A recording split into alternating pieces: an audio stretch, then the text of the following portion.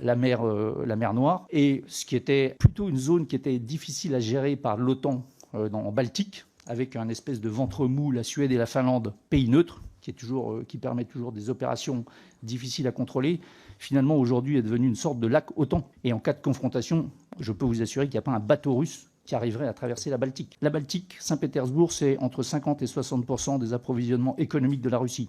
C'est ça la réalité aujourd'hui. Donc effectivement, ils ont encore un port sur la partie atlantique qui est Mourmansk, mais en fait c'est un port de guerre. Et c'est pas un port qui est à l'extrême nord, et c'est pas un port qui est relié par des voies ferrées ou des voies de communication avec la Russie. Donc en termes de géométrie de l'espace de bataille, la Russie se retrouve dans une situation très très compliquée aujourd'hui. Par ailleurs, vous constatez la situation de vassalisation de la Russie vis-à-vis de la Chine et vis-à-vis d'un certain nombre de pays, qui la met d'ailleurs, la Russie, en difficulté d'appuyer ses partenaires stratégiques, comme elle n'a pas pu le faire pour la Syrie, et comme malheureusement, elle semble ne pas pouvoir le faire, malheureusement pour elle, vis-à-vis de l'Iran.